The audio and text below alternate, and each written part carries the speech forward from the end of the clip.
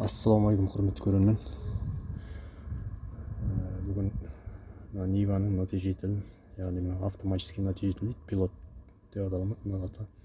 Соны қалай салатын боламыз, және де басында қалай қолдануға болады, соны және көрсететін боламын. Мынада деген цеп созылған жағдайда көрсетесіздер ғой, басында деген желательно новый салған дұрыс. Енді новый болмай жағдай, мүмкіндік болмай жатқан жағдайда ондай басына құрттай сваркамен сварка құйып жіберсе, бойын ұзартуға болады. Егер цеп созылған жағдайда, ары қарай созылмаған кезде. Ал енді бұны қалай орнына қондырамыз, сол жайында көрсетіп кетейін.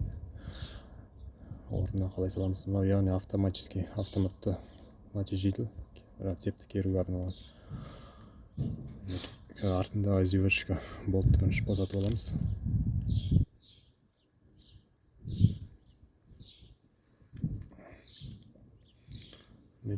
Мынандай босатып аламыз. Енді мына жерде штопор сияқты болады. Мына өзінің зевешкаларын артқа алға қозғап тұруға арналған. Егер мына ары қарай созылып, цеп созылған жағдайда, мынау деген что кері қарай ойнатпау үшін штопор болады. Кері қарай кірмейтіні. Мынаны басса, төмен қарай. Мінекей нәтижелі кіреді. Міне нәтижелі кіргізгеннен кейін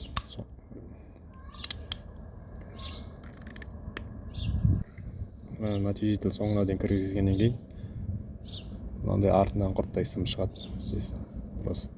Соған мынандай қатты сым болғаны жақсы, жіңішкелеу. Осыны бекітіп қоямыз. Яғни мынау қазір оқталып тұр деген, заряжать етіліп тұр. Мұны уже қазір саламыз да, мына сымды тартамыз. Сол кезде бұл цепті өзі керіп қалады автомат түрде. Бұрын уже цеп созылған, сол кезде басына сваркамен ұзартып қойып қойған екен. Осылай қолдануға болады. Егер қазір салатын боламыз. Мына жерде өзінің прокладкасымен герметигін жағып, және де салып орнатылғаннан кейін мына болтты ұмытпаңыздар, қайтадан орнына бекітуге, себебі мына май ағып кетуі мүмкін. Көрейік қазір. Мінекей достар, нәтижелі салдық. Уже бағанағыдай герметигін жағып, 2 болтпен бұрап қойдық. Енді көріп тұрған сымды, бана қалған сымымызды тартатын боламыз. Қысқашпен баса.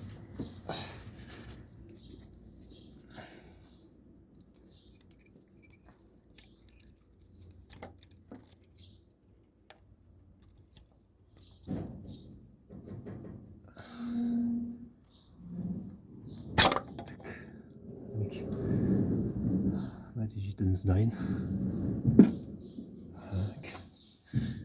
Енді болтты бұрай саламыз көтен.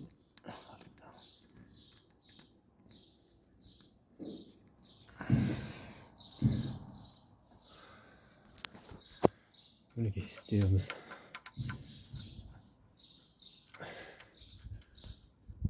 Тартып қадай қалды.